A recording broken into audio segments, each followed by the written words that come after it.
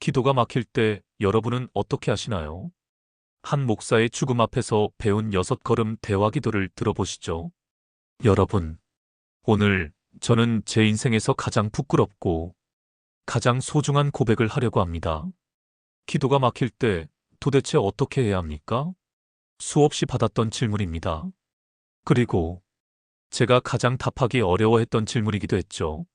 왜냐하면 저 자신이 그 막힌 기도의 늪에 빠져 허우적거리고 있었기 때문입니다. 제 이름은 김영민입니다.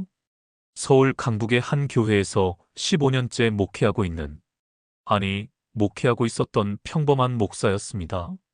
평범하다고요? 아니죠. 저는 평범하지 않았습니다. 새벽 5시면 어김없이 교회 종을 울리며 기도실로 향했고, 설교 원고보다는 무릎을 더 믿는다고 자랑했으며, 하루에 3시간씩 기도하는 것을 자부하던 목사였습니다. 그런데 말입니다. 어느 순간부터인가 제 기도가 천장을 뚫고 올라가지 못한다는 느낌이 들기 시작했습니다. 마치 제 목소리가 방 안에서 메아리 치다가 그냥 사라져버리는 것 같았어요. 확신은 말라가고, 열정은 의무가 되어가고, 기도는 점점 혼잣말이 되어가고, 그러던 어느 토요일 밤이었습니다. 부흥 집회의 마지막 날이었습니다. 그날따라 은혜가 넘쳐 흘렀죠. 사람들은 뜨겁게 기도했고, 저는 강단에서 열정적으로 외쳤습니다. 기도하는 자에게 하나님은 반드시 응답하십니다. 그런데 그 순간이었습니다. 앞자리에서 기도하던 박 집사님이 쓰러졌습니다. 심장이 멈췄어요. 완전히. 장례는 순식간에 아수라장이 되었고, 119 신고를 하는 소리, 사람들의 비명소리가 교회당을 가득 메웠습니다. 그리고 저는 그 순간 강단에서 주저앉았습니다. 주님, 제 기도가 왜 이렇게 공중에서 흩어지는 것 같습니까? 그제야 인정할 수밖에 없었습니다. 제 기도는 말만 가득한 기도였습니다. 대답을 기다리지 않는 기도, 일방적인 통고문 같은 기도, 하나님과의 대화가 아닌 제 욕망의 나열일 뿐이었습니다.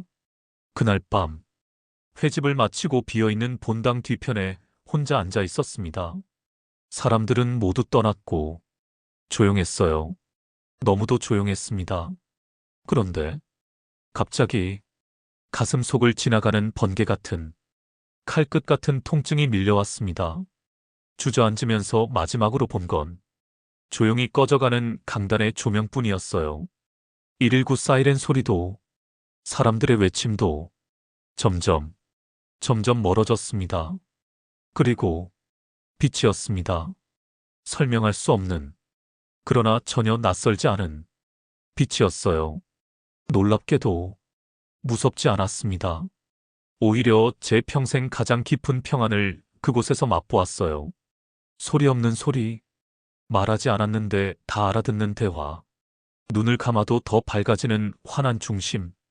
그 한가운데에서 저는 부르심을 느꼈습니다. 누군가가 걸어오고 계셨습니다. 한 걸음, 한 걸음이 제 심장 박동처럼 들렸어요. 얼굴을 다 말할 수는 없습니다. 다만 주님이셨습니다.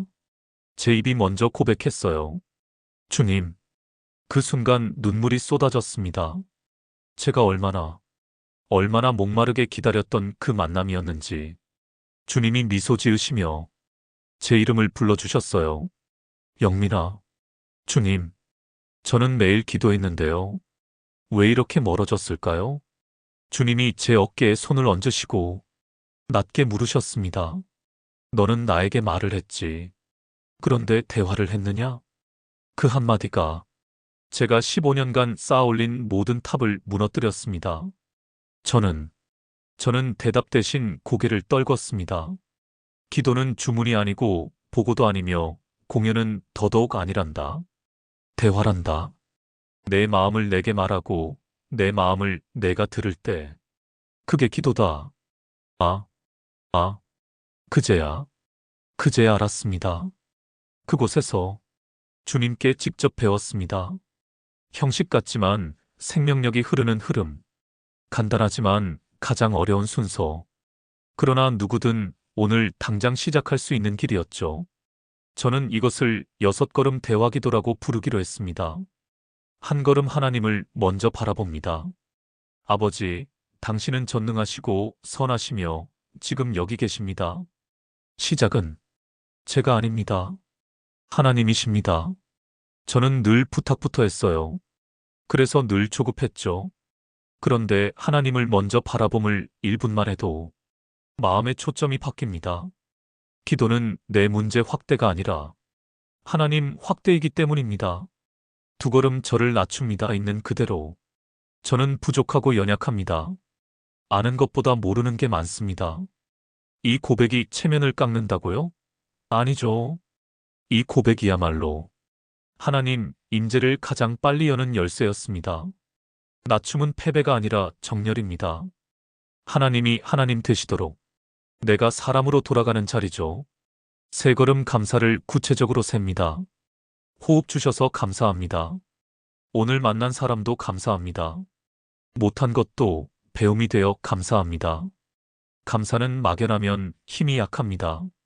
구체적일수록 심장에 닿아요. 1. 오늘 숨 쉬었습니다. 감사합니다. 2. 걸을 수 있습니다. 감사합니다. 3. 이 문제를 기도거리로 주셨습니다. 감사합니다. 4. 제 곁 사람들을 붙여주셨습니다. 감사합니다. 5. 실패도 방향을 가르쳐 줬습니다. 감사합니다.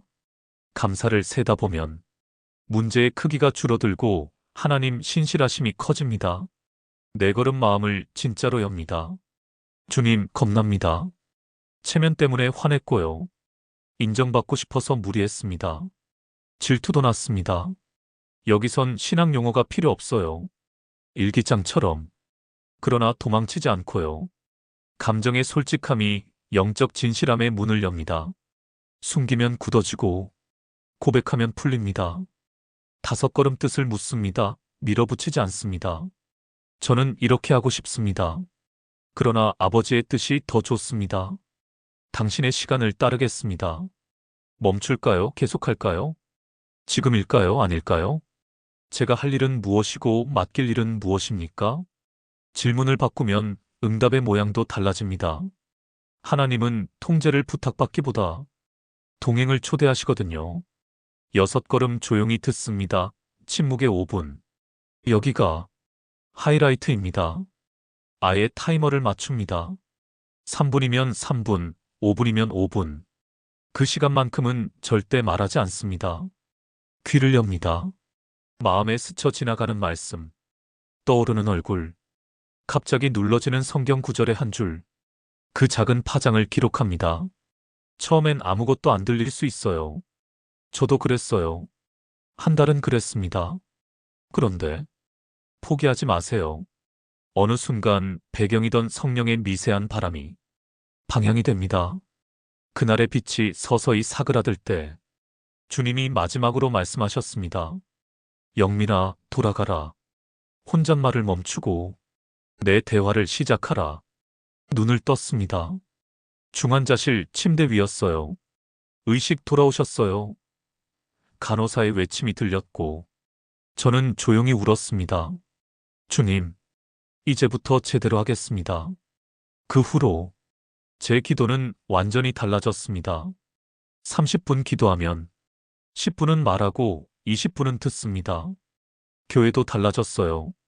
시끄러운 통성 기도만 줄줄 흐르던 시간에 조용한 5분이 들어왔습니다. 그 5분이 우리의 일주일을 바꿉니다. 여러분, 이제 여러분 차례입니다.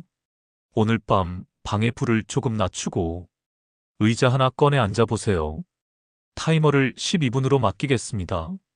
우리가 함께 걸어볼까요? 하나씩 안내하며 1분 바라봄 아버지, 지금 여기 계십니다.